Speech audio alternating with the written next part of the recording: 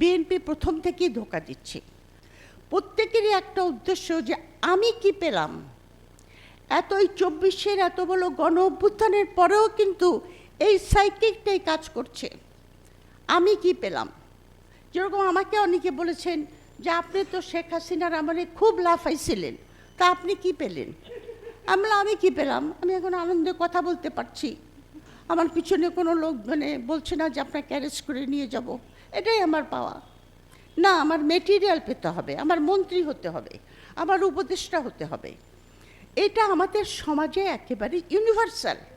আপনি খালি পলিটিশিয়ানদেরকে দোষ দিয়ে কী হবে, এই পলিটিশিয়ানদেরকে তো আমরাই ইলেক্ট করি, আমরাই তো ভোট দিয়ে তাদেরকে জানি। কিন্তু যেরকম আমার এলাকার থেকে যিনি জিতেছেন ওনার বিরুদ্ধে খুনের মামলা আছে, ওই যে কী জানি না মানে রবিউল আলম বোধহয়, ধানমন্ডি 10 ওখান থেকে। তো আমার এক বান্ধবী, তিনি খুব বিএনপি স্ট্রং, তা আমাকে ফোন করে বলে কি যে আপা আপনি কিন্তু রবিউলকে ভোট দেবেন। আমি বললাম আফরোজা তুমি একটা খুনিকে আমাকে ভোট দিতে বলছো, তা আপনার ভোটটা নষ্ট হবে মনে হলে হোক, কিন্তু সে ওই খুনিকেই ভোট দিবে। তো আপনার পলিটিশিয়ানদের দোষ কি, আমরাই ওকে ইলেক্ট করছি। জাতিগতভাবে যেহেতু আমাদের রাষ্ট্রের আদর্শগত ফাউন্ডেশন নাই, সেই জন্য রাষ্ট্রটা গড়ে ওঠেনি। এবং রাষ্ট্রটা গড়ে না ওঠার জন্য আপনার এখানে সবাই মনে করে যে আমার পার্সোনাল বেনিফিটটা কী হবে, এটাই হলো আসল কারণ। আচ্ছা, এটা বলে আমি আমার বক্তব্য শেষ করব, যেটার জন্য আমি বলতে শেষ করলে ভালো হয়। আচ্ছা, যেটা হলো আপনার গুরুত্বপূর্ণ ব্যাপার হলো, এটা আলোচনা হয়েছে যে আমি দেখছি যেটা গুম প্রতিরোধ এবং মানবাধিকার, এই এমনকি পুলিশ কমিশন এমনভাবে এগুলিকে ডাইলিউট করা হয়েছে দলীয়করণের সাহায্যে, বিভিন্ন ধরনের আইনি অপব্যাখ্যা দ্বারা, তাতে এগুলির কোনো ফাংশনাল ভ্যালুজ বলতে সেরকম কিছু থাকবে না, যেটা আমরা আশা করেছি। আর গুমের মতো একটা অপরাধ, গুম একটা মার্ডারের চাইতে বড় ক্রাইম। কারণ যে ব্যক্তি গুম হয় তার পরিবার কিন্তু জানতে পারে না যে সেই লোকটা বেঁচে আছে না মরে আছে। মানুষ একজন প্রিয়জন মারা গেলে তার কবরে গিয়ে যে যার ধর্ম অনুযায়ী কবর জিয়ারত করে শান্তি পায়, কিন্তু সেটা পর্যন্ত তারা পায় না। এটার যে যন্ত্রণা, এই যন্ত্রণা কোনো লোক মার্ডার যদি হয় তার চেয়ে বেশি।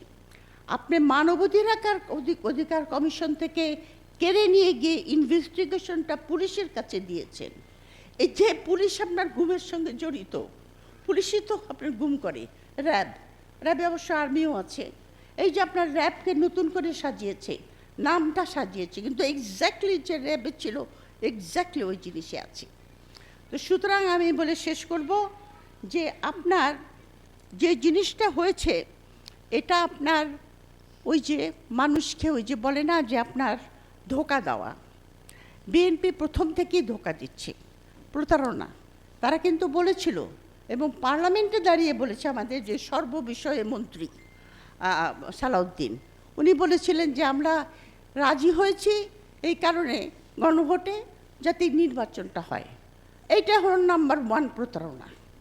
তারপর থেকে একটার পর একটা বিএনপি আপনার তার সমস্ত প্রতিজ্ঞা এবং জুলাইয়ের যে সমস্ত স্বপ্ন, সব কিছু থেকে এখন পিছু হাঁটছে, পিছন দিকে যাচ্ছে। আমি শুনেছি ভূতেরা নাকি পিছন দিকে হাঁটে। তো আমি জানি না বিএনপিকে কোন ভূতে পেয়েছে, কারণ তারা একটার পর একটা বিচার বিভাগ থেকে শুরু করে এই মানবাধিকার কমিশন, গুম কমিশন, পুলিশ কমিশন, দুদক, যেগুলি আপনার সাংবিধানিক প্রতিষ্ঠান, যেগুলি আপনার, যেটা ব্যারিস্টার সাহেব বলেছেন, independent of the state machinery, এবং সেগুলি স্বাধীন থাকা অত্যন্ত জরুরি সরকারকে দায়বদ্ধ রাখার জন্য, জবাবদিহিতার জন্য, সেইগুলিকে ওনারা নির্বাহী বিভাগের ভিতরে নিয়ে আসতেছেন। এবং সুতরাং আমি জানি না আমাদের আর কি করতে হবে, কারণ 24-এর পর আর আমাদের কি করার আছে আমি জানি না। এখন কতখানি চাপ দিলে আপনার বিএনপি এই সমস্ত প্রতিজ্ঞা ভঙ্গের থেকে সরে আসবে, সেটা এখানে মাননীয় একজন আছেন, এমপি আছেন, উনি বলতে পারবেন। তো ওনারা কি করবেন আমি জানি না, কারণ ওখানে তো 2/3 মেজরিটি পেয়েছে বিএনপি, যেটা রেজওয়ানাকে আমি ধরেছিলাম, বললো না আমরা উগ্রবাদ যত না আসে সেই জন্য আমরা কাজ করেছি যাতে বিএনপি বেশি আমি, তুমি 2/3 দিলে কেন? তুমি 2/3 কম দিতা, 10টা কি 15টা কম দিতা, তাহলে তো এই বাসপর্দাটা পেত না। এখন তো অপোজিশনের কোনো কথাই তারা শুনবে না।